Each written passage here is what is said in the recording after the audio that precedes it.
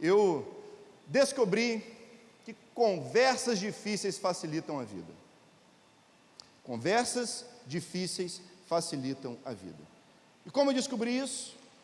Descobri casado com uma mulher que é altamente racional, lógica, pouco sentimental. Logo eu, filho de surdo-mudo, muito emotivo. Conversas difíceis alinham o nosso coração. E mesmo dentro desse contexto de diálogo, de conversa, de a gente ser objetivo, sim, sim, não, não, eu descobri que abrir o coração, rasgar o coração, não garante que a gente vai ter todas as respostas, mas nos ajuda a conhecer um ao outro. Isso é fundamental. Isso faz com que a gente se aproxime cada vez mais. Eu acredito que você já deva ter tido conversas difíceis com alguém. Eu acredito que você já foi marcado por esses momentos em que teve que ter aquela conversa olho no olho, cartas na mesa, coração rasgado, aberto. Mas eu pergunto, você já teve essa conversa com Deus? Você já conversou com Deus exatamente dessa forma? Porque esse que é o significado da oração. Isso que significa orar, é uma conversa com Deus. E são essas conversas confrontadoras, desafiadoras, difíceis, que desenvolvem a nossa intimidade. São conversas que vão além da superfície. É mais do que, como foi o seu dia? É muito mais do que como nós estamos nos sentindo. É aquilo que vai no nosso coração, conversas que nos atravessam. Oração é isso. Eu sei que existe toda uma mística sobre oração. A gente desenvolveu um monte de afirmações, um monte de histórias sobre oração, mas sabe, orar não significa que você vai ter mais poder. Orar não significa que você vai se tornar mais espiritual. Oração é muito mais do que isso, é sobre ser íntimo, é sobre ser próximo, estar conectado com Deus, e a igreja deve ser marcada por essa intimidade com Deus. A marca da igreja é a sua intimidade com Deus, é a nossa sensibilidade ao coração de Deus, é essa percepção que as pessoas têm ao redor de que nós temos um relacionamento, um acesso com Deus, de coração para coração. E foi o próprio Jesus quem nos disse isso. Ele disse: eu não chamo vocês mais de servos, eu chamo vocês de amigos. Amigos. Por quê? Servos realizam tarefas, mas amigos realizam sonhos. Jesus nos chama para realizarmos os sonhos de Deus. E eu pergunto, quais são as marcas da nossa conversa com Deus? Qual é o principal tema das suas conversas com Deus? São sobre os seus sonhos ou são sobre os sonhos dele? É sobre aquilo que nós queremos ou aquilo que ele quer? Nós estamos orando pelos nossos sonhos ou pelos sonhos do nosso melhor amigo? Eu pergunto, o que mais Deus deseja? Qual é o desejo ardente do coração de Deus? Qual é a grande expectativa de Deus, se não é salvar cada pessoa sobre a face da terra? O desejo de Deus é alcançar a todos. Ele quer que todos se salvem, Ele quer que todos venham ao arrependimento, pelo conhecimento da verdade. todos sejam discipulados. Foi por isso que ele enviou Jesus. O Pai enviou Jesus, e Jesus, tendo realizado a obra da cruz, nos enviou na mesma missão dele, nos enviou da mesma forma que ele foi enviado. E é esse movimento que a gente vê no livro de Atos, uma igreja que é enviada, uma igreja que se move conhecendo a vontade de Deus e respondendo aos céus. Vamos ler mais uma vez essa experiência que a igreja viveu em Atos 2:42. Acompanhe comigo aí essa leitura que é incrível, é inspiradora, vale a pena ser lida sempre. Todos se dedicavam de coração ao ensino dos apóstolos, à comunhão, ao partir do pão e à oração. Havia em todos eles um profundo temor, e os apóstolos realizavam sinais e maravilhas. Os que criam se reuniam em um só lugar e compartilhavam tudo que possuíam, vendiam propriedades e bens, repartiam dinheiro com os necessitados, adoravam juntos no templo diariamente, reuniam-se nos lares para comer, partiam o pão com grande alegria e generosidade, sempre louvando a Deus e desfrutando a simpatia de todo o povo. E a cada dia o Senhor lhes acrescentava aqueles que iam sendo salvos. Essa igreja aprendeu a orar com Jesus. Jesus orava aonde quer que ele estivesse, não importa quão intensa fosse a situação, Jesus se retirava. Havia muitas demandas, havia muita gente querendo ouvir Jesus, e em vários momentos ele disse: não, eu vou conversar com o Pai, vou ter conversas difíceis, sinceras com o meu Pai. Essa igreja aprendeu com Jesus a se dedicar na oração, a perseverar, e é por isso que havia intimidade com Deus. Eles oravam nas casas, eles oravam no templo. E não era apenas a oração pela oração, havia também sinais e maravilhas que testemunhavam dessa intimidade com Deus. Sinais e maravilhas que testemunhavam que o Espírito que ressuscitou Jesus dos mortos também habitava neles, estava com eles, que havia uma continuidade da missão. Jesus havia subido aos céus, e agora os apóstolos, os discípulos, continuam a obra dele. Jesus estava com eles, e eles amavam estar com Jesus em oração.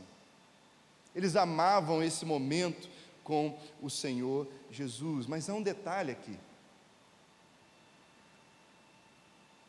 eles andaram com Jesus por toda a região da Judéia, por toda a região da Samaria. Jesus não ficou parado em Jerusalém. Na verdade, a vida de oração que Jesus desenvolveu levou ele para muito longe de Jerusalém, para as periferias, para os lugares distantes. A vida de oração levou Jesus a romper fronteiras e não ficar parado, não ficar contido, reservado no lugar. Pelo contrário, foi enquanto Jesus orava que ele enviou os 12 para pregar.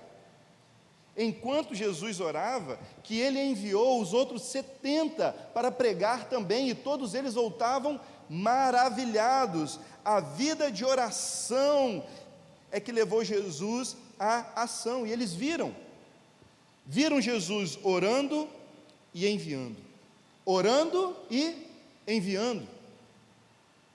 Mas parece que aquela igreja tão íntima de Jesus não estava executando a segunda parte. O único momento em que nós vemos eles enviando alguém foi para questionar: o que está acontecendo aí? Vocês estão pregando no nome de Jesus também?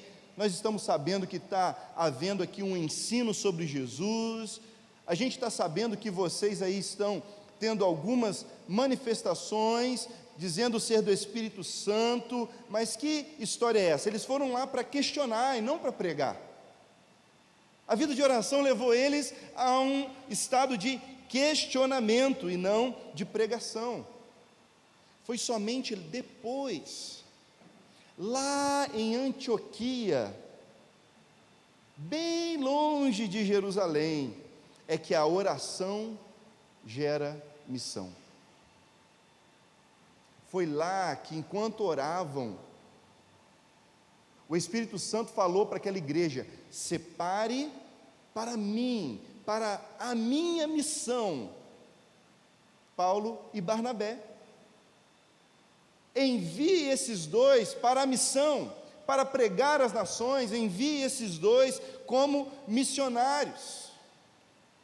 E o Evangelho não chegou lá em Antioquia, porque a igreja queria pregar, pelo contrário. O Evangelho não chegou lá em Antioquia, porque a igreja estava orando pela missão, não. Foi porque a perseguição veio e a igreja foi espalhada e levou a oração com a missão. A igreja foi dispersa e aquele momento da igreja, na verdade, foi a primeira etapa do seu amadurecimento. Não é uma crítica, é apenas um filme que está passando, é uma história, é um estágio do crescimento, assim como é o estágio do meu, do seu, do nosso crescimento, na jornada com Deus, no relacionamento com o Senhor. Aquela igreja descobriu que a comunhão sem a missão gera confusão. Aquela igreja descobriu que o ensino sem a missão não passa de informação. Eles descobriram que a generosidade sem a missão é encenação. E agora, eles descobrem que a falta de missão na oração gera omissão. A falta de missão na oração gera omissão. E é exatamente isso que a gente vê. Porque não basta orar, é preciso saber por que estamos orando. Não basta apenas abrir a boca e falar palavras bonitas, nós precisamos saber qual é o nosso papel na oração. Ei, qual é o seu papel na oração? A respeito de que nós estamos orando? E eu sei que nós começamos a nossa vida, nosso relacionamento com Deus, com um papel muito especial. Nós oramos como alvo da missão.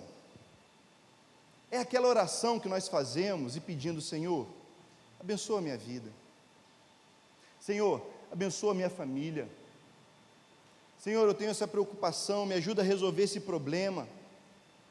Senhor, me dá direção. Eu preciso, Senhor, cumprir isso, alcançar aquilo. Eu tenho esse sonho, eu tenho esse projeto. E a gente vai consagrando a Deus, a gente vai apresentando a Deus todas essas coisas. Nós choramos com Deus, nós abrimos o coração, nós pedimos: Senhor, dá-nos resposta. Isso é orar como alvo da missão. E enquanto nós amadurecemos, a gente vê o foco da nossa oração mudar. A gente deixa de ser alvo da missão apenas e passa a ser agentes da missão. Saímos de alvo para agentes da missão. E aí, nessa etapa que nós começamos a orar, não por nós, mas pelos outros. A gente começa a orar não pelos nossos sonhos, mas pelos planos de Deus. É aqui que a gente começa a pedir: Deus, dá-me recursos, não para comprar uma casa nova, não para trocar de carro, não para um bem, uma propriedade. Isso é legítimo, mas como agentes da missão, a gente pede: Senhor, dá-me recursos para fazer a sua vontade. Abre a porta, não apenas de emprego, mas de um campo missionário. Abre, Senhor Deus, a porta de oportunidade para eu alcançar os outros. A gente começa a orar não pelas nossas dores, mas pela dor do outro. Amadurecemos de alvo da missão para agentes da missão, porque é assim que Jesus orava.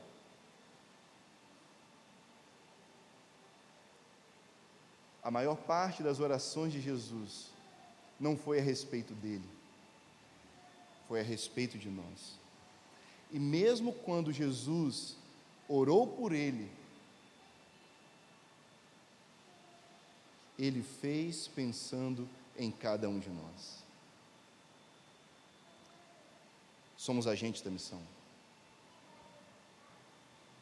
Eu pergunto a você: você ora como alvo ou como agente da missão? Nós vamos estabelecer esse relacionamento com Deus, baseado em orações que dizem respeito de nós, ou do que Deus quer fazer através de nós. Vamos orar por nós ou pela missão onde nós estamos? Oração sem missão é omissão. Nós precisamos orar, porque temos um motivo para orar. Sabe que às vezes a gente vê a oração perdendo intensidade na nossa vida, porque a gente ora a respeito dos nossos próprios sonhos. Não que isso seja errado, pelo contrário, nós temos necessidades, nós precisamos de muitas coisas, mas repare que nós temos muito do que nós precisamos. Nós temos uma vida boa, confortável, de verdade. Volta e meia a gente passa por alguma luta, por alguma dificuldade, volta e meia tem algum aperto, um problema aqui, outro ali, mas eu tenho certeza que nós nos vemos como aqueles que já foram abençoados com todas as bênçãos de Deus. Eu sei que você tem essa convicção. Orar a respeito de nós, muitas das vezes nos leva a isso. Talvez a gente não precise tanto de Deus assim, para alcançar o que a gente quer. É verdade, nós conseguimos. Mas quando nós oramos a respeito da missão, tudo muda. Quando nós oramos a respeito do que está no coração de Deus, o desafio é infinitamente maior. Nunca vai faltar motivo, nunca vai faltar pelo que orar.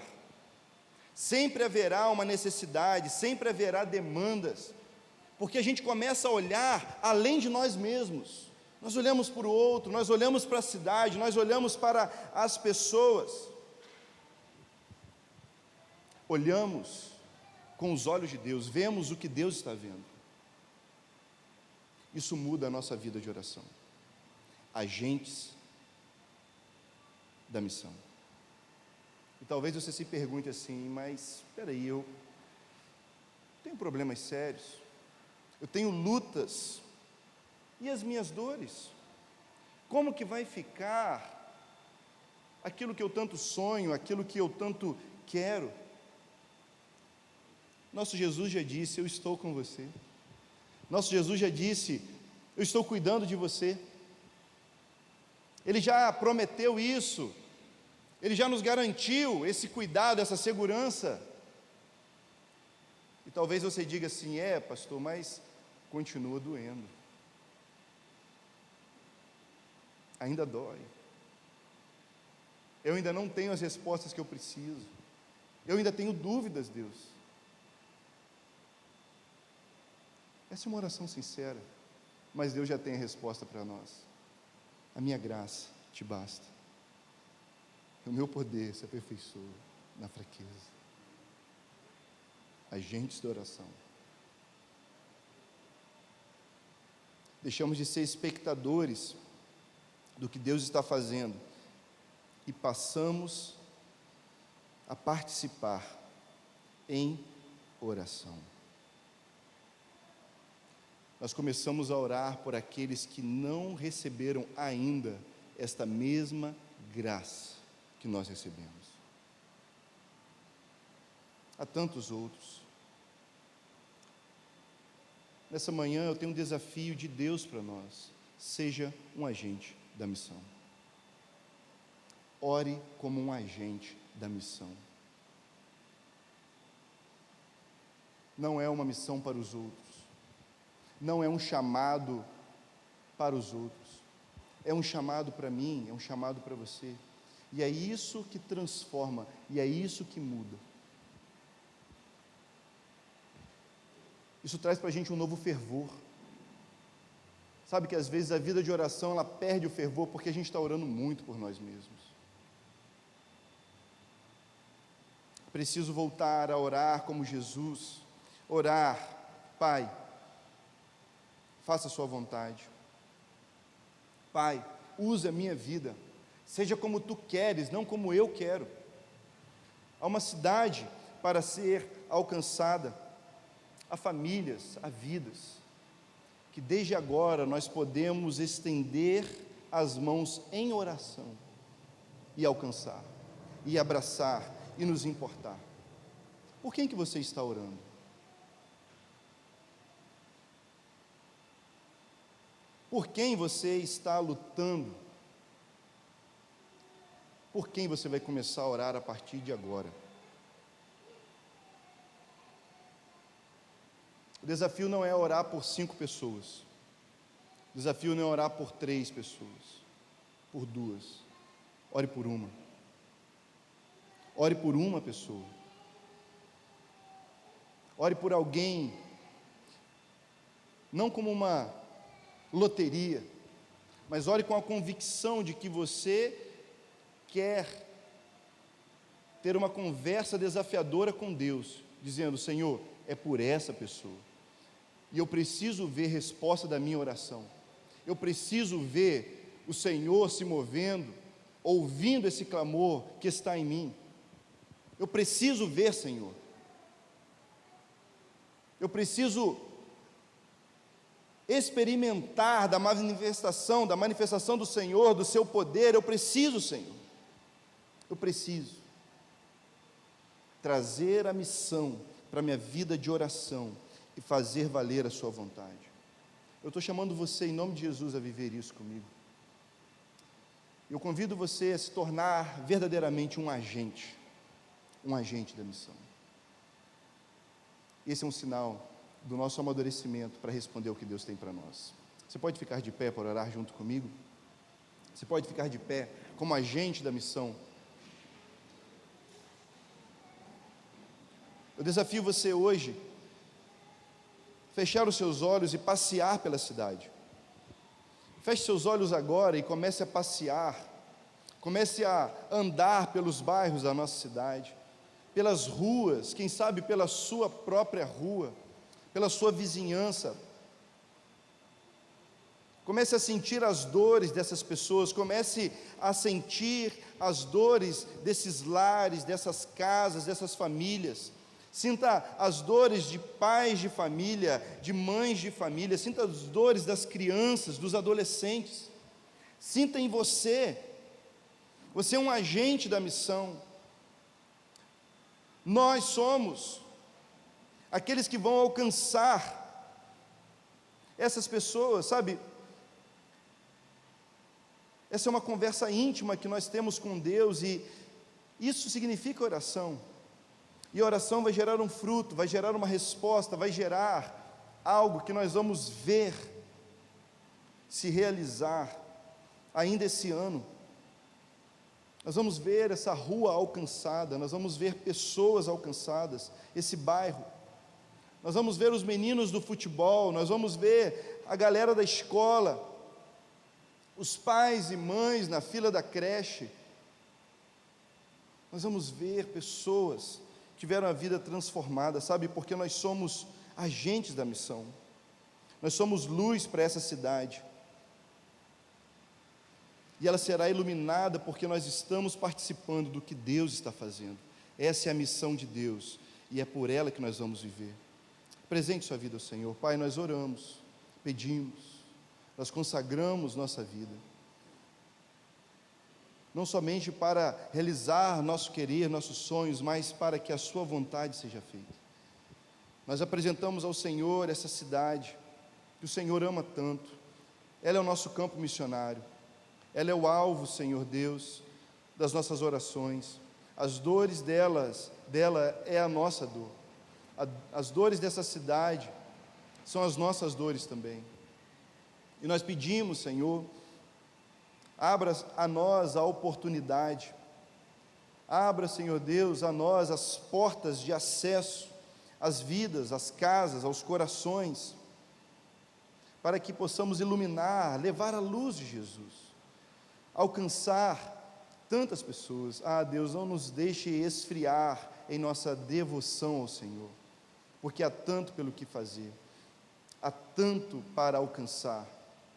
Os campos estão brancos, e nós olhamos com os olhos da fé e dizemos: eis-nos aqui, Senhor, eis-nos aqui como obreiros. Estamos prontos para ser enviados como agentes, desde agora em oração diante do Senhor. E ao sair por essas portas, nós saímos para iluminar, nós saímos para completar a missão que recebemos de Jesus. Sabemos que o Senhor vai cuidar de nós. Senhor, há dores no corpo, Senhor, há problemas, há lutas internas, há conflitos, há desafios, mas é o Senhor quem lutará por nós, é o Senhor quem os resolverá. Nós sabemos, a tua graça nos basta, e ela é melhor do que a vida, e por isso nós oramos confiando em nome de Jesus, amém.